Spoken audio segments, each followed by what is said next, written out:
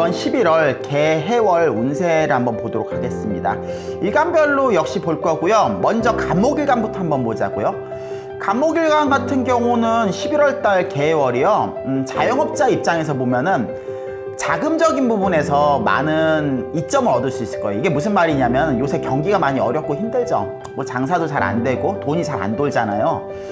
그런데 이때 되면은 내가 못 받은 미수금을 받는다든지 아니면 일시적이나마 매출 상승을 많이 기대할 수 있는 시기가 간목일간의 11월 달이에요.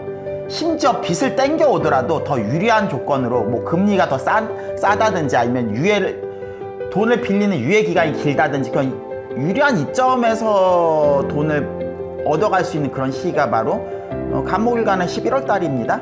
간목일간 분들, 특히 직장인들은 11월 달이 자영업자분들보다 더 나은 시기예요. 일단 승진해서 되게 유리한 시기죠. 승진 대상자가 있는 분들은 승진뿐만이 아니라 일하는 데 있어서도 내가 직접 수고스러운 게 덜한 거예요. 나를 도와줄 사람도 많고 회사 내에서 지원도 많이 올 것이고 무엇보다도 과거에 했었던 일을 이어서 한 경우가 많기 때문에 뭐 새로운 일을 시작할 때 그런 위험 부담 있잖아요. 그런 데서 많이 자유로워지는 시기예요. 자기 개발 부분에 있어서도 짜투리 시간을 내 가지고 어떤 공부를 한다든지 기술을 배운다든지 취미생활 한다든지 그런 데 있어서 되게 좋은 시기이기도 합니다. 간목일간 연애를 보자고요. 연애 같은 경우는 연애 자체는 쉬운 시기가 아니에요. 왜냐면 내가 신중해지는 시기. 피해를 본 트라우마가 있는 사람들은 더더욱 그럴 거예요.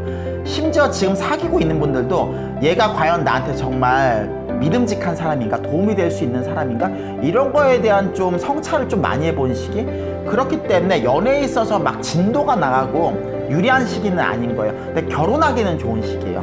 그 사람이 어떤 사람인지 진국인지 아닌지 옥석을 가려지는 그런 시기이기 때문에. 다음으로 을목일간도 한번 보자고요. 을목일간 같은 경우는 갑을목 같은 목일간이다 보니까 비슷한 부분이 많겠죠. 근데 엄연히 다른 부분이 다르기 때문에 음양도 다르고 뭐 조도 다르죠. 그렇기 때문에 운수도 다르게 나옵니다. 자영업자들 같은 경우는 간목일간하고 비슷하게 자금적인 부분, 그러니까 자금융통에 있어서 이 숨통이 좀 트일 거예요. 근데 간목일간보다 좋은 조건의 돈을 얻어갈 수 있는 건 아니에요. 조건상의 불이익이 오는 거죠. 돈을 빌리더라도 더 비싼 금리에 빌리는 거고 어떤 조건이 충족돼야지 돈을 빌릴 수 있는 거고 미수금을 받는다고 쳐도 미수금을 온전하게 받지 못하다거나 분명 이점은 이점인데 간목일간에 비해서 그 이점이 크진 않다는 거예요. 좀 심하게 말하면 언발에 오줌을 넣는 거죠. 그래도 지금 자영업 하시는 분들은 특히 자금 융통이 안 되시는 분들은 한시름 놓을 수 있는 그런 시기니까 근데 을목일간들은 그게 있어요. 자금 융통 부분에선 간목과 마찬가지로 이점을 얻을 수 있는데 대인관계 부분에서 내가 믿던 측근한테 좀 배신을 당하는 경우가 있어요. 그게 뭐 을목분들의 잘못은 아니에요. 이 배신을 한다는 게 내가 잘한다고 해서 상대방이 배신을 안 한 건 아니잖아요. 그렇기 때문에 대인관계에서 특히 가까운 사이라고 해서 함부로 돈거래하지 말고 돈뿐만이 아니라 어떤 권한적인 부분에서 동업을 하시는 분들이라든지 같이 일을 하시는 분들은 너무 그 사람한테 자기 권한을 주지 말고 권한을 많이 부여를 하면은 그 사람이 내 뒤통수를 치고 가기도 쉽기 때문에 그런 걸 좀 많이 경계해야 될 필요성은 있습니다. 직장 생활에 있어서는 직장 생활이 편해요. 일하기 편한 게 왜 편하냐면 할 일이 줄어들어서 편한 거예요.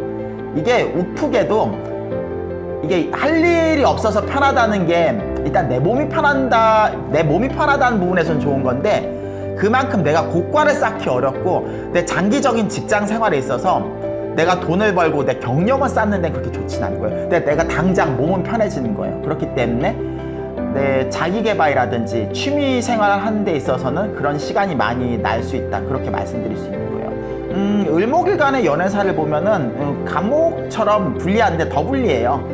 그 사람의 결점이나 그 사람이 나한테 과분하지 않다는 거를, 그러니까 두 개 상반된 거죠. 그 사람이 부족해서 나랑 어울리지 않다거나 아니면 그 사람이 나보다 너무 대단해가지고 내가 부족해가지고 차마 그 사람과 관계를 이어가지 못하겠거나 여자분들은 그나마 나아요. 이게 양과 음의 차이죠. 근데 남자분들, 을목들 같은 경우는 연애하기가 쉽지가 않을 거예요.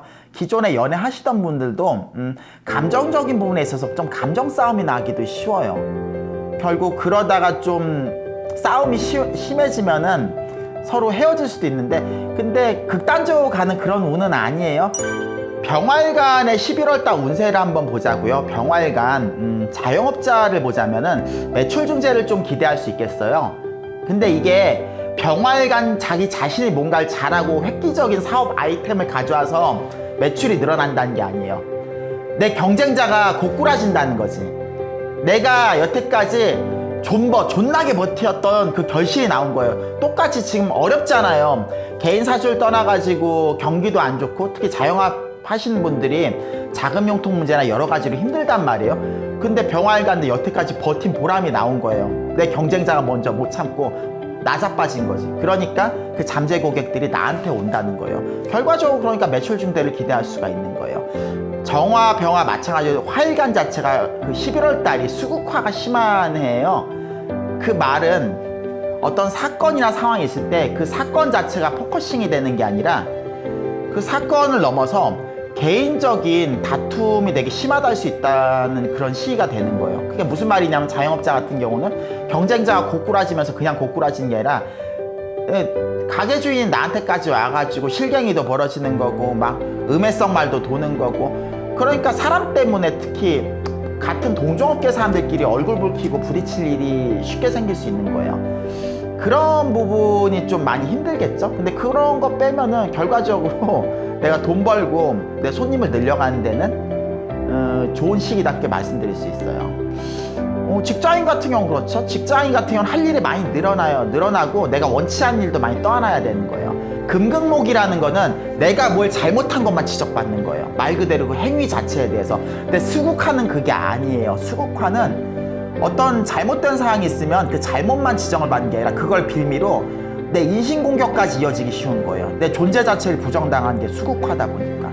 왜 우리 학창시절에 이런 거 있잖아요. 똑같이 졸아도 저기 앞에 1등 하고 있는 반장은 선생님이 이렇게 얘기해. 너 밤중에 공부 늦게까지 하다 보니까 피곤해서 그렇게 했구나, 이렇게 생각하거든요. 근데 반에서 뒤에서 1등 하고 있는 내가 자빠져 자고 있으면 이 새끼 밤중에 뭘 했길래 이제 자고 있냐고 이 뒤통수를 흘러갈기는 거죠. 그러니까 똑같은 상황이라도 어때요? 선견 때문에 사람을 대하는 게 다르잖아요. 병활간 같은 경우 그렇죠. 자영업자도 그렇지만은 특히 직장인분들은 실수하시면 안 돼요. 그 다른 뭐 잘못하죠. 그 잘못한 사항만 지적받지 않을 거예요. 분명히 그걸 빌미로, 그렇죠, 온갖 인신공격에 막 화풀이, 그 감정 쓰레기통이 되기 쉬운 거예요.